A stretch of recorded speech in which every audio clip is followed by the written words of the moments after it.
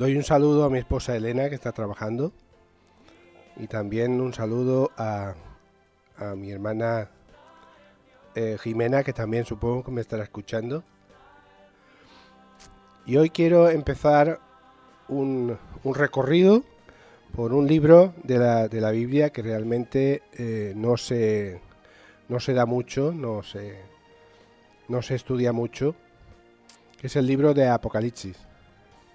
El libro de Apocalipsis es un libro de revelación, como el mismo libro lo dice. Es un desvelar el velo, quitar el velo, es mirar lo que realmente no se podía mirar antes. Es un misterio, como lo dice el apóstol Pablo. Y los primeros 3 versículos son la clave del libro, ¿no?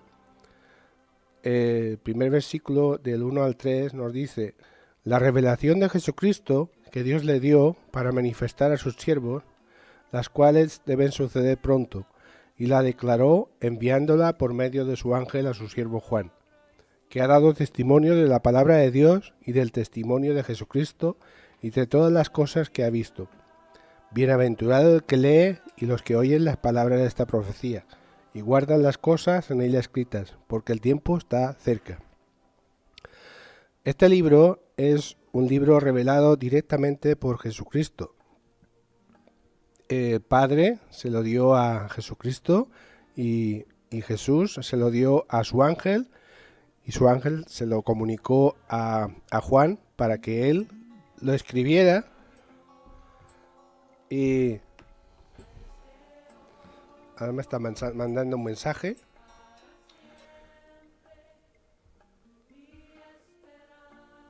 Que no sé si se escucha bajito, dice.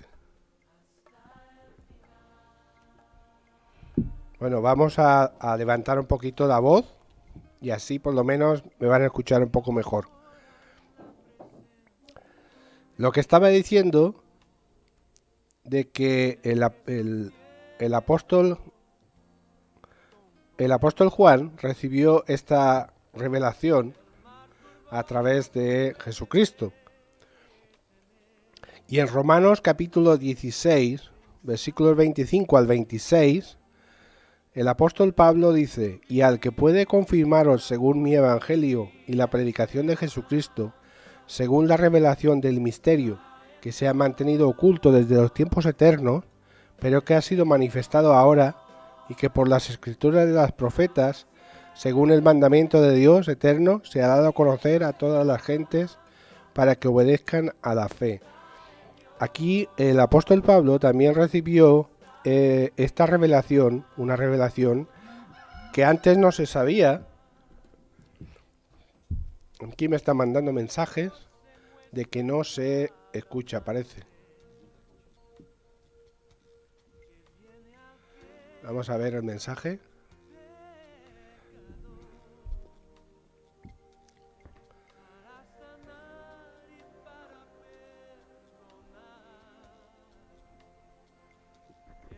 Es de mi hermana Jimena, que me dice: buenos días.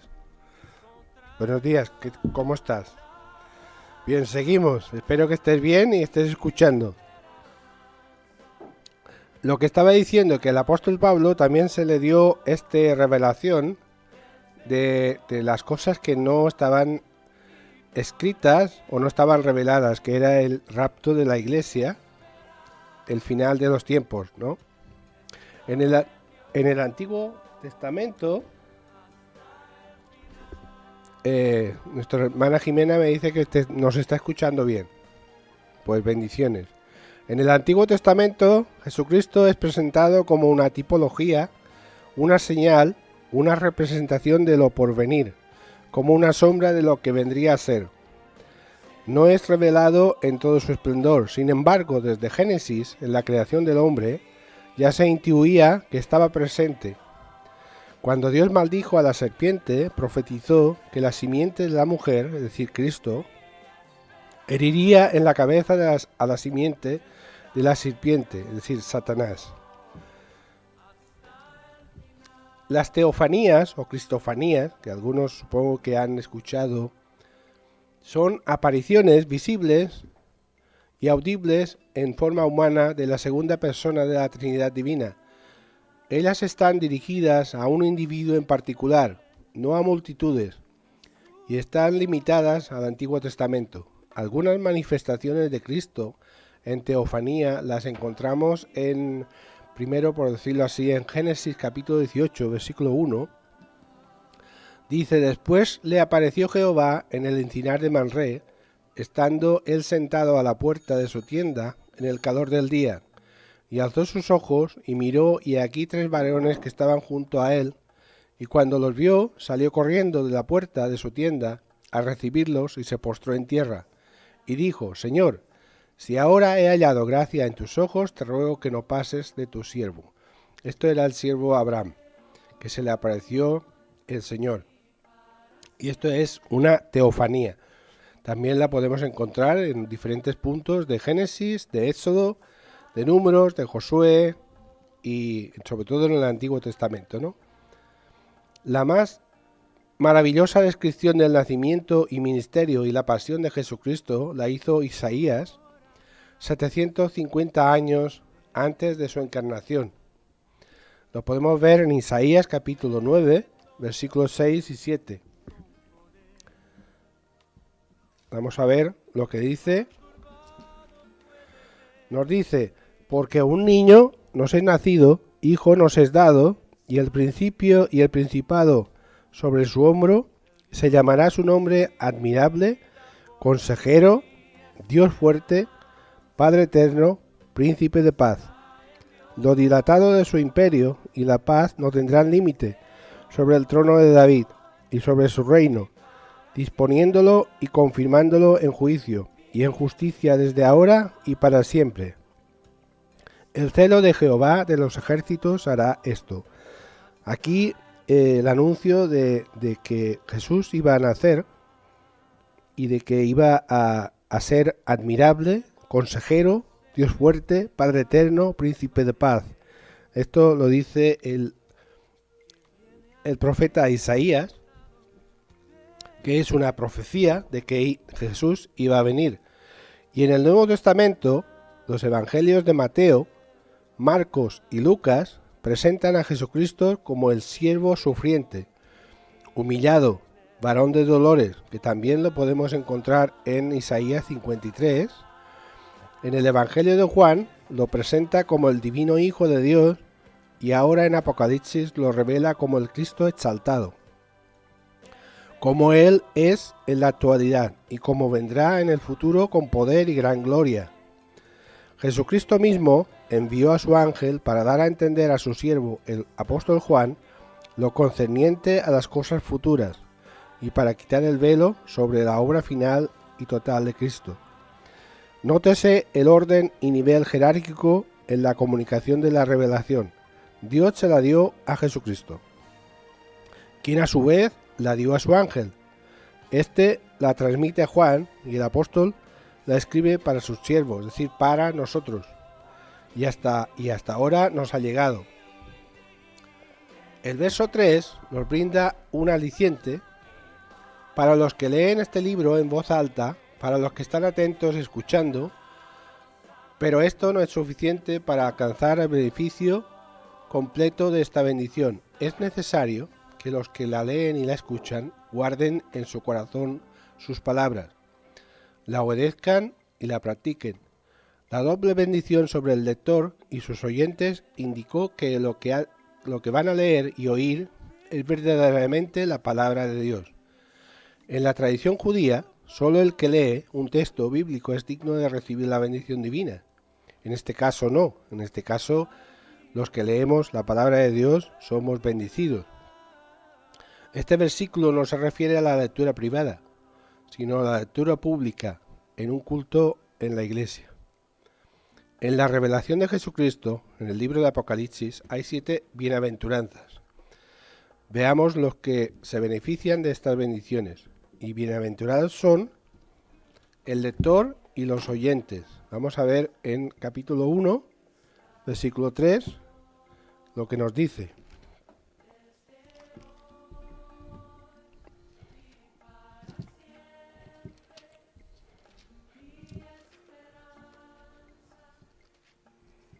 versículo 3, nos está diciendo: bienaventurado el que lee y los que oyen las palabras de esta profecía y guardan las cosas en ella escritas, porque el tiempo está cerca. Es decir, bienaventurado, dichoso, feliz, agradecido el que lee. Y en segundo lugar, los que han muerto en el Señor, o sean creyentes muertos, bienaventurados, ¿no? Capítulo 14, versículo 13 de Apocalipsis.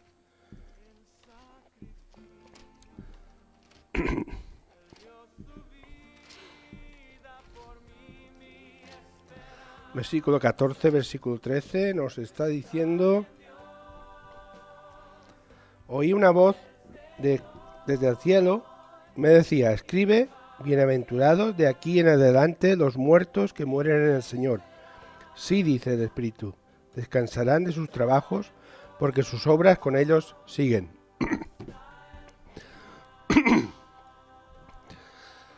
Y en tercer punto, el que vela y guarda sus ropas, que está en el capítulo 16, versículo 15. Nos está diciendo: he aquí, yo vengo como ladrón. Bienaventurado el que vela y guarda sus ropas, para que no ande desnudo y vean su vergüenza. El punto 4 dice: bienaventurados los que son llamados a la cena de las bodas del Cordero. Capítulo 19, versículo 9. Y el ángel me dijo: escribe, bienaventurados los que son llamados a la cena de las bodas del Cordero. Y me dijo: estas son las palabras verdaderas de Dios. Punto 5. Bienaventurados son el que tiene parte en la primera resurrección. Capítulo 20, versículo 6. Bienaventurado y santo el que tiene parte en la primera resurrección. La segunda muerte no tiene potestad sobre estos, sino que serán sacerdotes de Dios y de Cristo, y reinarán con él 1000 años. Y el 7, bienaventurados son los que lavan sus ropas para tener derecho al árbol de la vida y para entrar en las puertas de la nueva gran ciudad de Jerusalén. Esto está en el capítulo 22, versículo 14.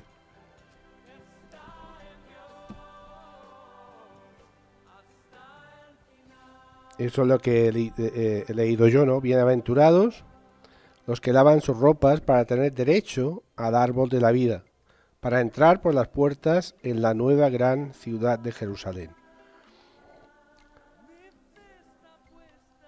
El primer capítulo nos está dando saludos a las 7 iglesias. En el versículo 4 nos dice: Juan, a las 7 iglesias que están en Asia, gracia y paz a vosotros del que es y que era y que ha de venir, y de los 7 espíritus que están delante de su trono, y de Jesucristo, el testigo fiel, el primogénito de los muertos y el soberano de los reyes de la tierra, al que nos amó y nos lavó de nuestros pecados con su sangre, y nos hizo reyes y sacerdotes para Dios su Padre. A él sea la gloria, el imperio por los siglos de los siglos. Amén. He aquí viene con las nubes, y todo ojo lo verá, y los que le traspasaron en todos los linajes de la tierra harán lamentación por sí. Amén. Yo soy el alfa y la omega, principio y fin, dice el Señor, el que es y el que era y el que ha de venir, el Todopoderoso.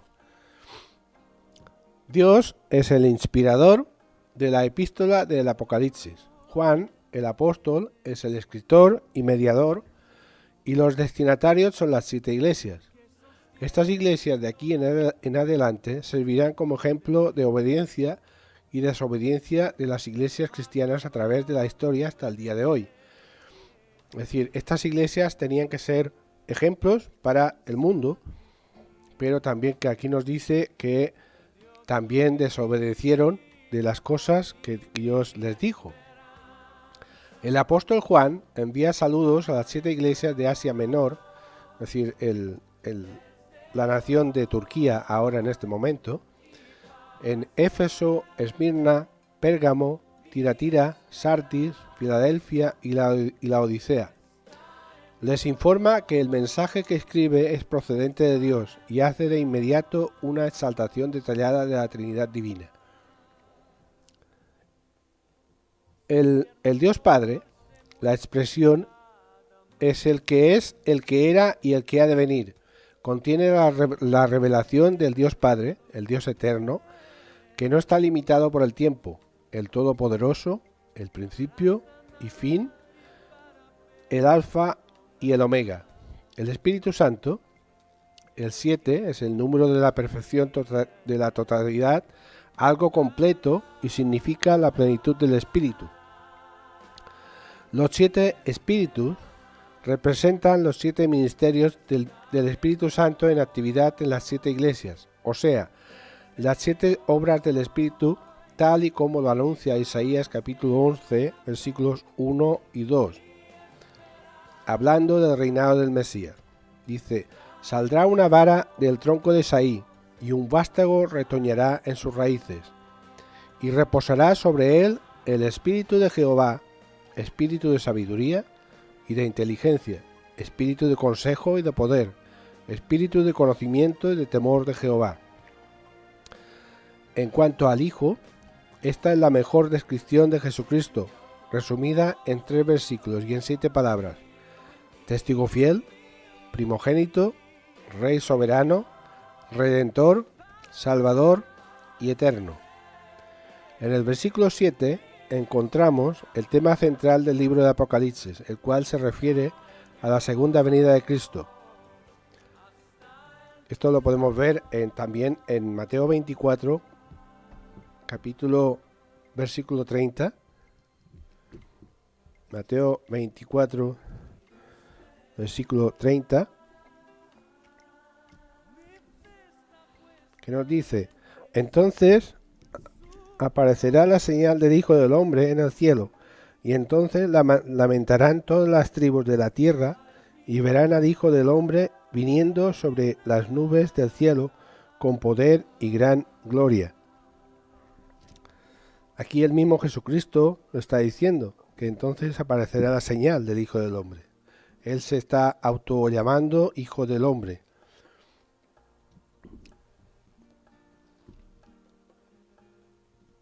También lo podemos ver en 1 Tesalonicenses 4, capítulo 4, versículo 17.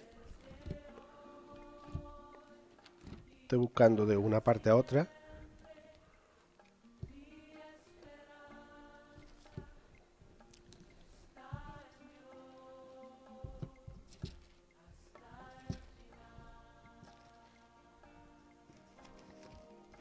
Bueno, ahora no lo tengo, sí.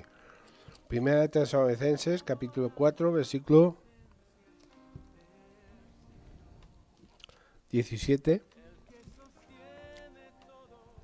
Dice: luego nosotros, los que vivimos, los que ya hemos quedado, seremos arrebatados juntamente con ellos en las nubes para recibir al Señor en el aire, y así estaremos siempre con el Señor.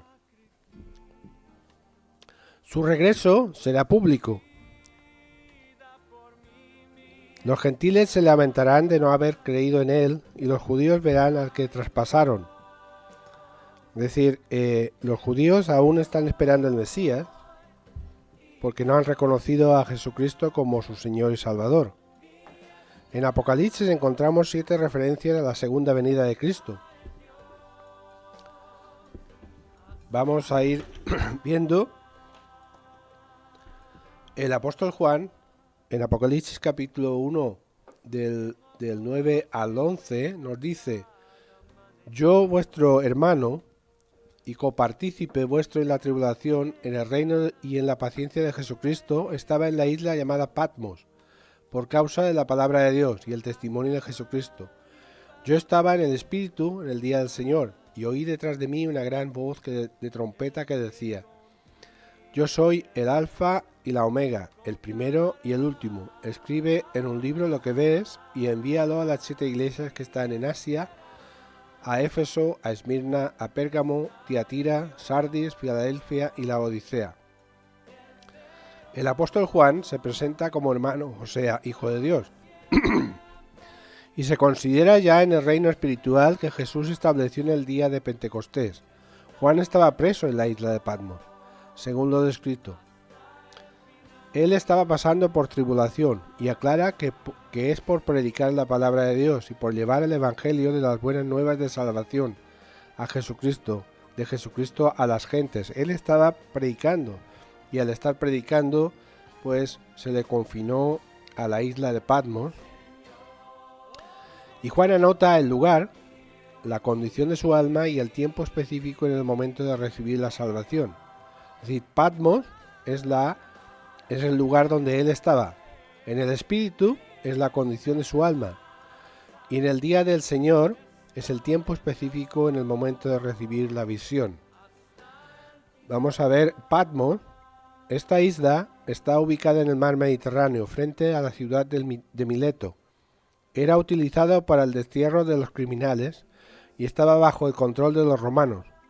Allí fue enviado y desterrado el apóstol Juan, en el año 95 de nuestra era, a la edad de unos 86 años más o menos. A mitad del camino, subiendo al cerro, se hallaba una gruta en la cual, por tradición, se cree que allí Juan recibió y escribió sus visiones.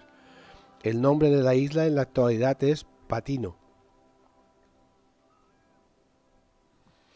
En el Espíritu, Juan debía estar bajo la llenura y ministración del Espíritu Santo de Dios, producto de este estado de profunda oración y clamor, debido a la condición de sus tribulaciones, la persecución por la predicación de la palabra y por el ataque en la que estaban siendo sometidas las iglesias de Asia Menor por parte del enemigo número 1 de Dios.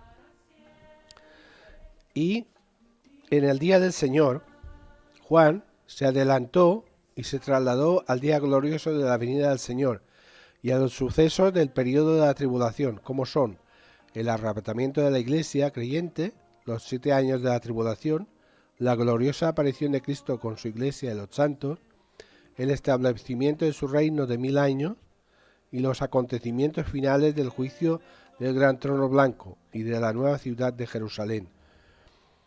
La figura de la trompeta, utilizada en el versículo 10, es muy significativo en la Biblia y se usa para representar la presencia a la voz de Dios. Cuando venga el Señor en busca de sus santos, lo hará con voz de arcángel y con trompeta de Dios. Esto es una trompeta de llamada. En la resurrección de los santos sonará la última trompeta, que es, como he dicho, una trompeta de llamada. En los juicios que caerán sobre la humanidad en la tribulación, los 7 sellos introducen la serie de 7 trompetas.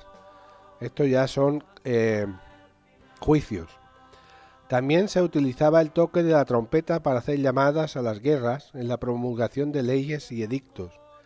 En el versículo 11, Juan identifica su interlocutor en la visión, Jesucristo, y escribe el propósito de la detalle y destinatarios de la visión. Escribe en un libro lo que ves. Esto es lo que se le dijo a Juan que escribiera.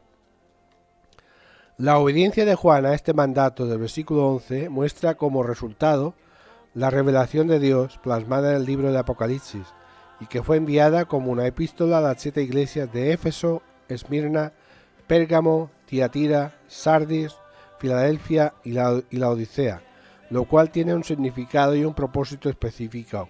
Veamos. Las 7 iglesias en el primer siglo, Juan estaba familiarizado con el trato con cada una de estas iglesias, teniendo en cuenta que la mayor parte del desarrollo de su ministerio tuvo lugar en el área de Asia. Parece ser que de los cientos de iglesias que existían en esta época, fueron seleccionadas por Dios estas 7, como representación de las iglesias existentes y como ejemplo para todas las iglesias en el mundo a través de las generaciones y hasta nuestros días. Es decir, Dios eligió 7 iglesias y de estas iglesias nosotros sabemos lo que Dios quería para cada una de ellas. La historia de la iglesia y sus 7 periodos y características, es decir, al estudiar con detenimiento la historia de la Iglesia, podemos observar que la Iglesia desde sus inicios atravesó por 7 etapas bien marcadas, las cuales guardan una relación muy ajustada a las descripciones dadas en la visión del apóstol Juan. Las iglesias representan los siguientes periodos. Hay 7 periodos diferentes que nos definen las iglesias, aunque las iglesias existían en el mismo tiempo, pero nos da una referencia de a través de los tiempos las podemos comparar con las iglesias de ahora. La primera, Éfeso, es la iglesia apostólica. Esta va del año 30 al año 100. Es la iglesia del tiempo de los apóstoles. La de Esmirna, la iglesia perseguida, va del año 100 al 313, porque fue perseguida por el Imperio Romano. La de Pérgamo, la iglesia del Estado, va del año 313 al 590. Esta fue porque dice la iglesia del Estado es porque Constantino, el César Constantino, por decirlo así, algunos dicen que se casó con la iglesia, es decir, que metió la religión con el Estado. Tiatira, la iglesia papal, en el año 590 al 1517. Sardis, la iglesia reformada, del año 1517 al 1790. Esto fue la reforma de Lutero. Filadelfia, la iglesia misionera, de 1730 al 1900. Esto fue cuando la iglesia empezó a hacer misiones por todo el mundo. Fue el tiempo más, por decirlo así, más glorioso. Y la Odisea, la iglesia apóstata, en el año 1900 hasta nuestros días, pues cuando la iglesia prácticamente apostata o se enfría, por decirlo así, hasta los días de ahora. Ahora vamos a poner una canción y seguimos.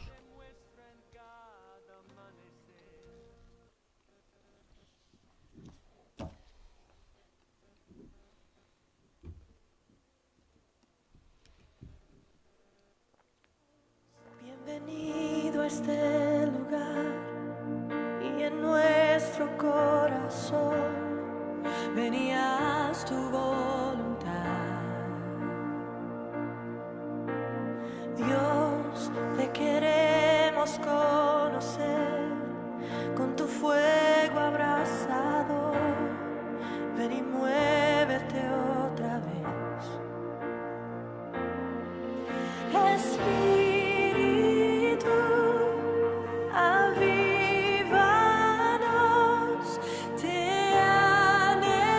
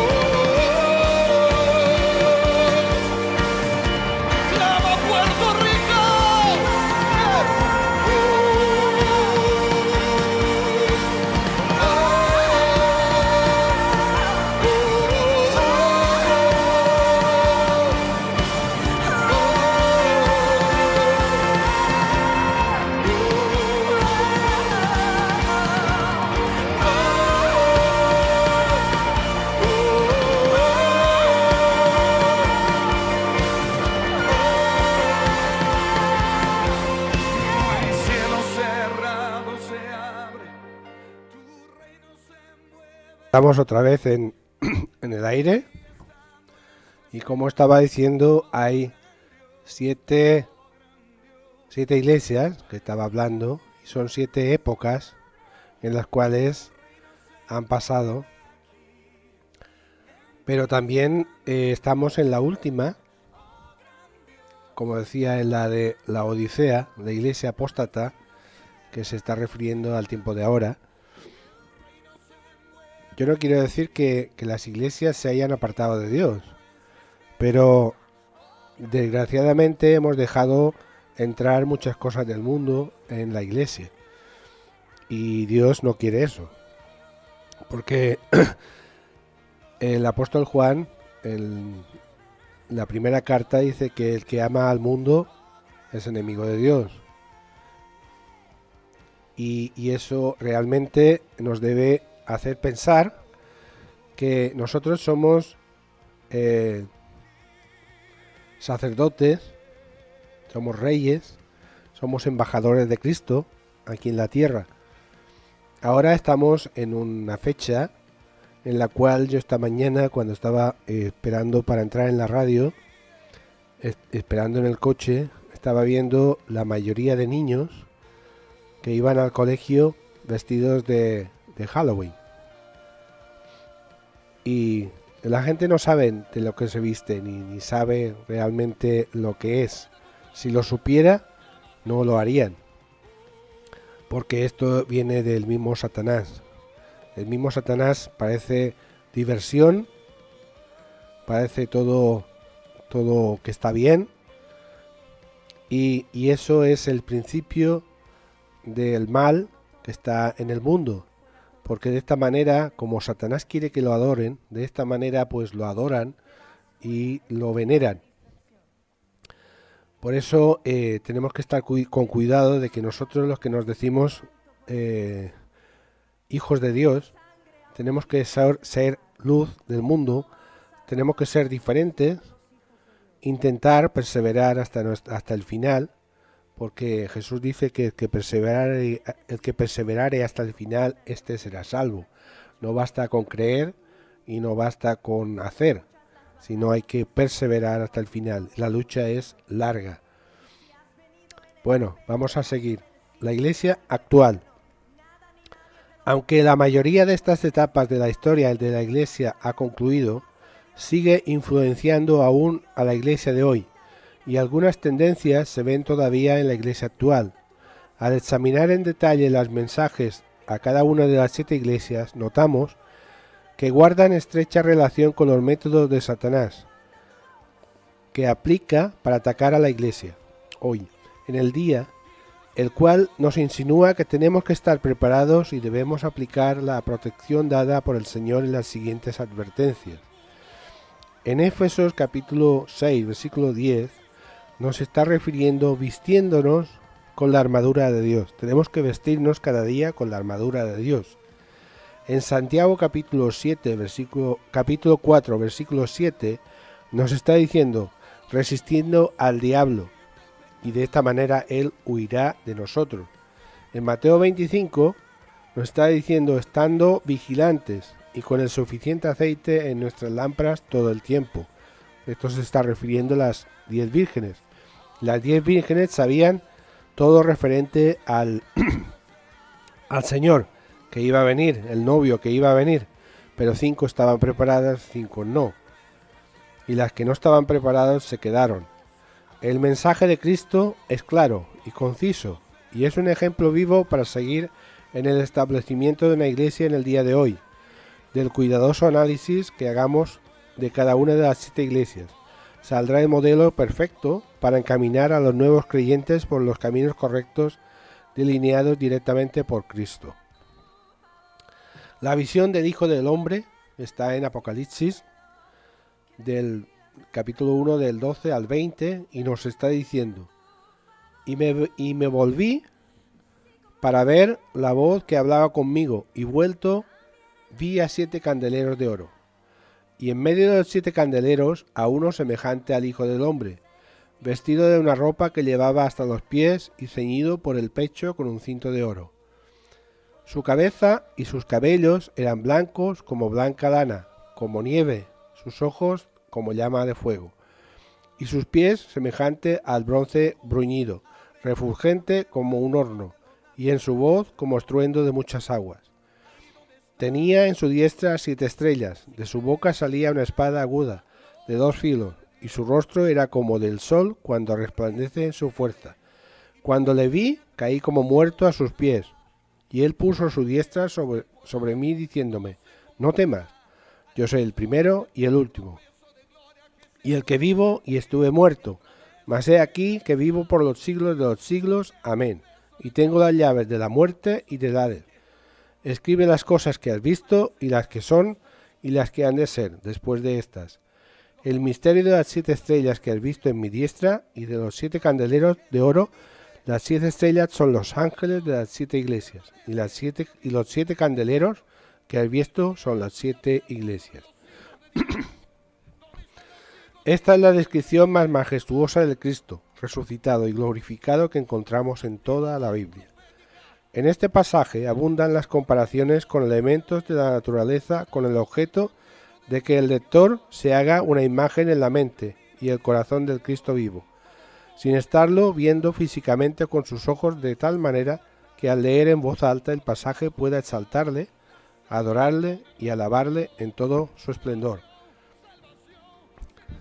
El lector a estas alturas debe estar familiarizado con los símbolos, elementos y detalles expuestos aquí, ya que a través de otros libros de la Biblia se han venido interpretando a través del Espíritu Santo, con excepción de las estrellas y los candelabros.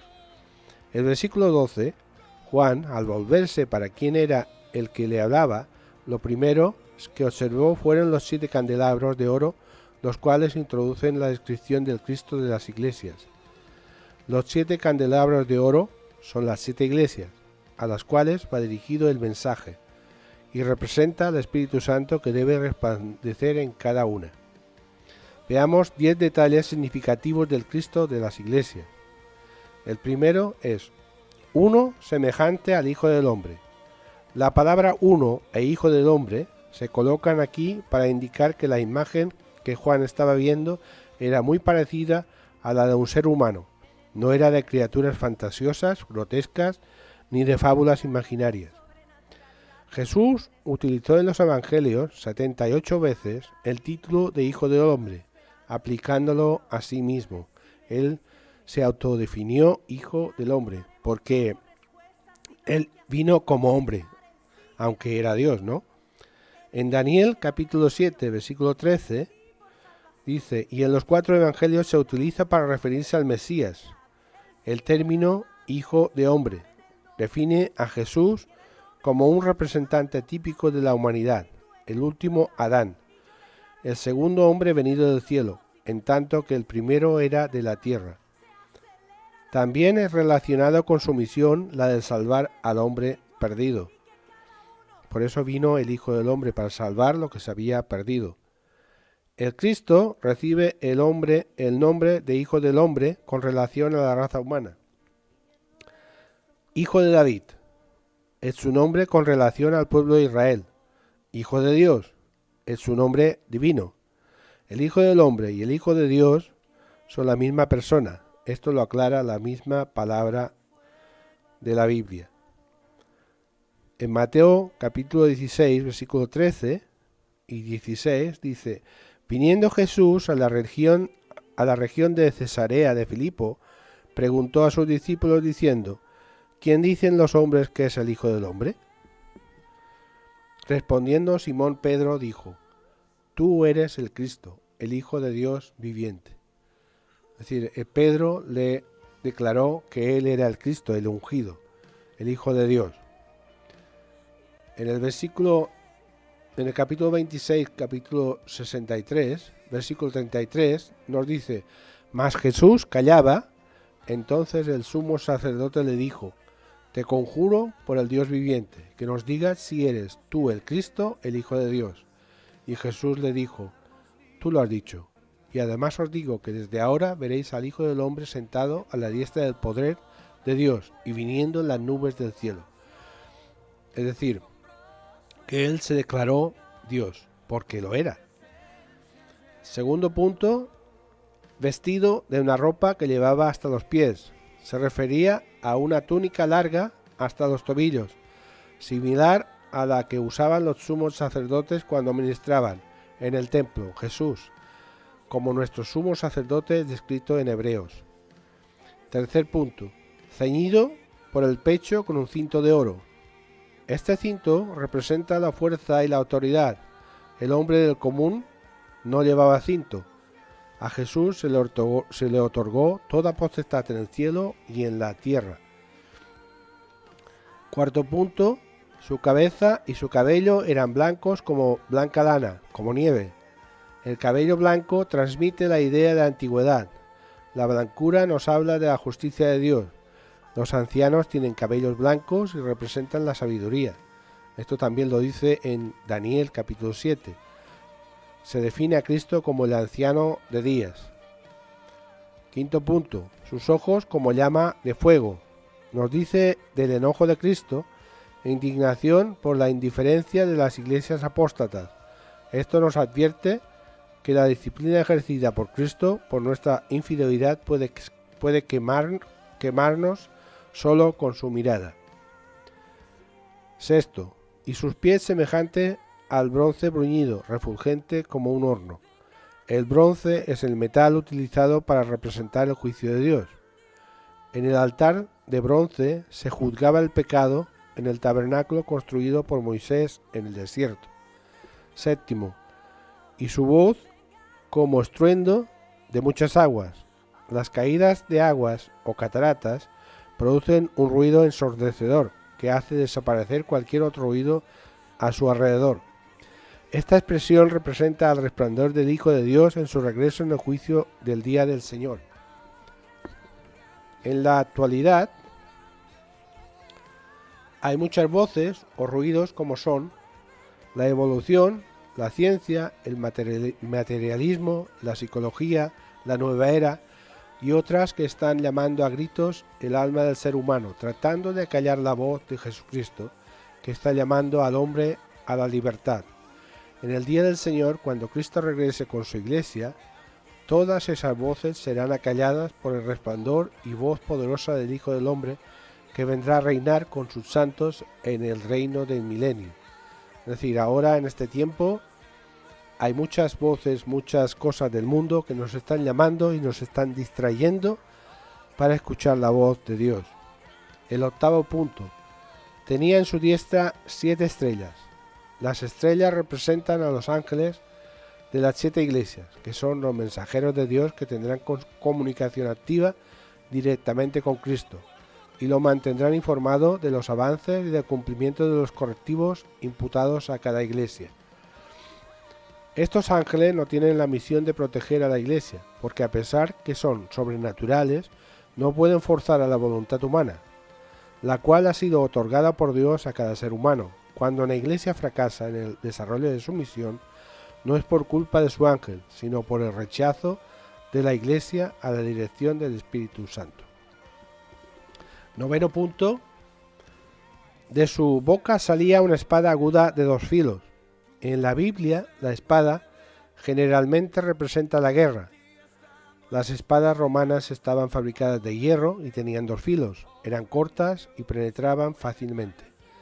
Aquí representa la justicia y el juicio de Dios, el cual a través de su palabra penetrará a todo ser humano y contra esto no habrá defensa alguna.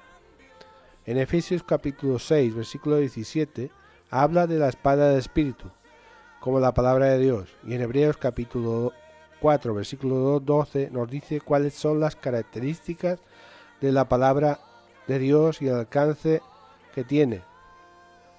Porque la palabra de Dios es viva y eficaz, y más cortante que toda espada de 2 filos, y penetra hasta partir el alma y el espíritu, las coyunturas y los tuétanos, y discierne los pensamientos y las intenciones del corazón.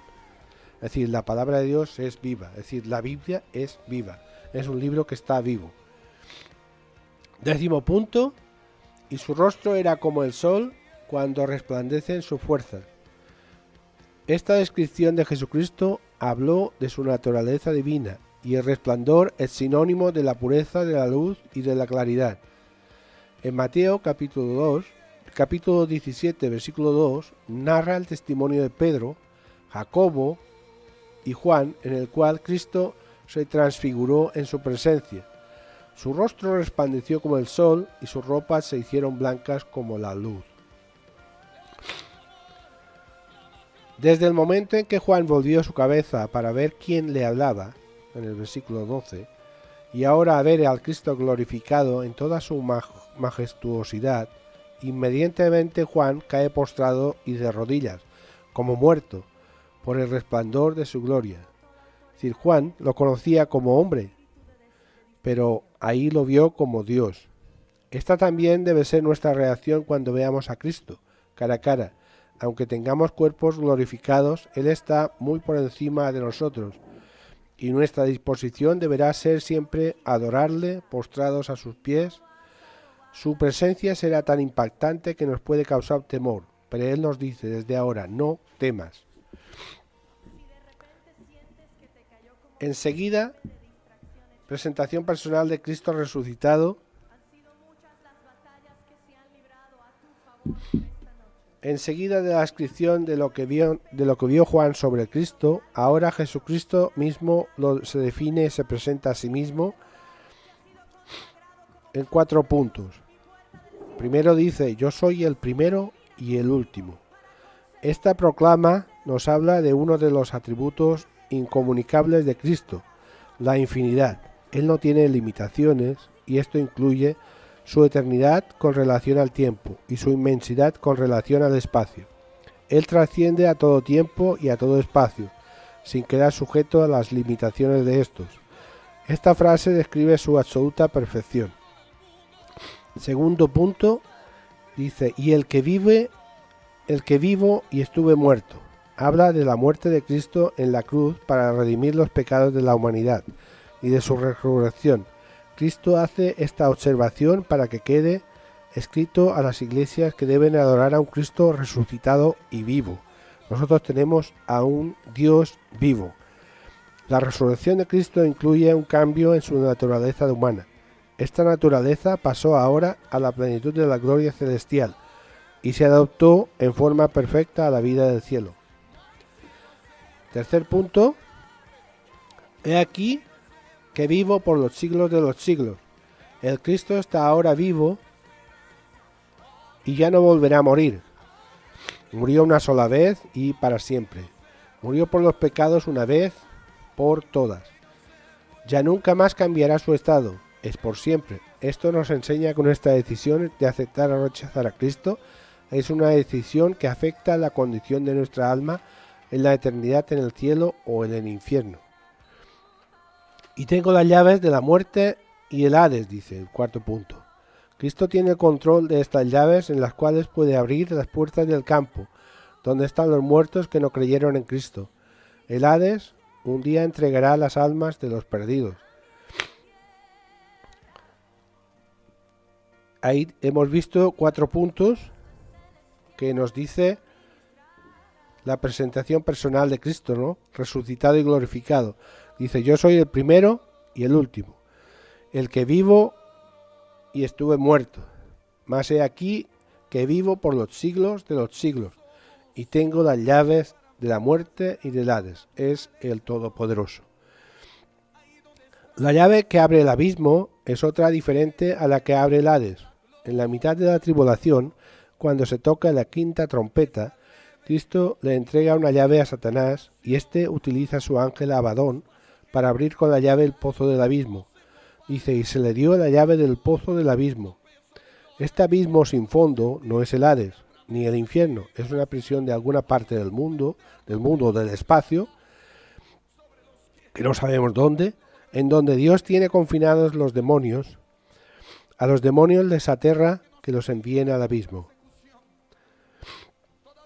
En Apocalipsis capítulo 17 nos dice que la bestia está para subir del abismo. Esta se encuentra allí abajo, llave, y solo la podrá liberar Cristo, que es el que tiene las llaves. Juan ve a un ángel que viene del cielo con la llave del abismo y prende a Satanás y lo arroja al abismo y lo encierra allí por 1000 años. Como podemos ver, Cristo tiene control de todas las llaves. Y el resumen lo está diciendo en el versículo 19. Dice, estas cosas, escribe las cosas que has visto y las que son y las que han de ser después de estas. Cristo da las instrucciones precisas a Juan y le dice que escriba lo que ya vio y lo que está sucediendo en el momento que está recibiendo la visión, lo que Cristo le está profetizando para el futuro de la humanidad.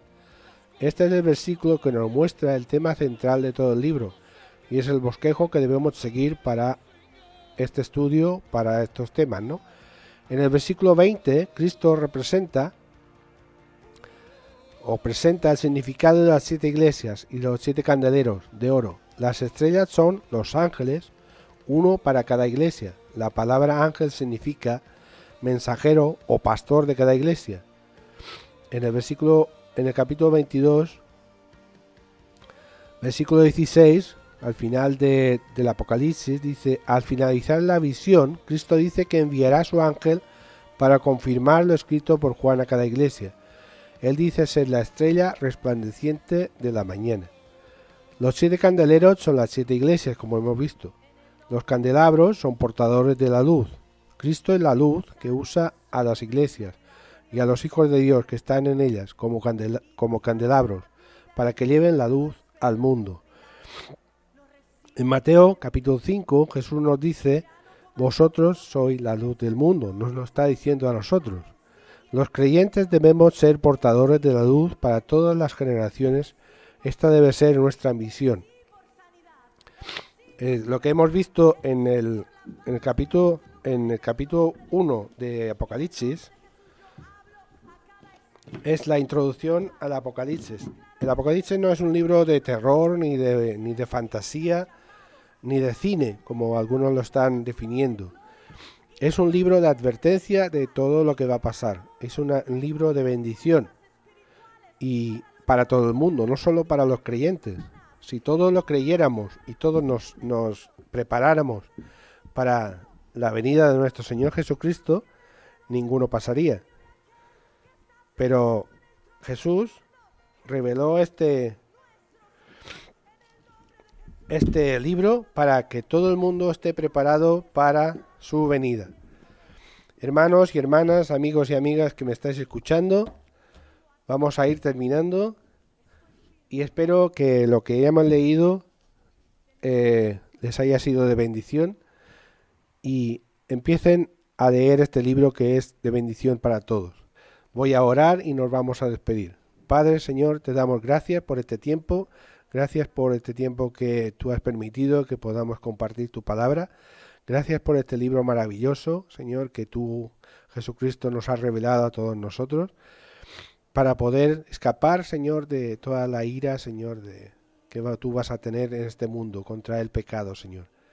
Te damos gracias y te pedimos que bendigas a todas las iglesias, a todos los hermanos, a todos tus hijos, Señor, alrededor del mundo, Señor, para que ellas puedan estar protegidos y al mismo tiempo también compartir tu palabra alrededor y para que todos podamos ser luz a través de tu palabra.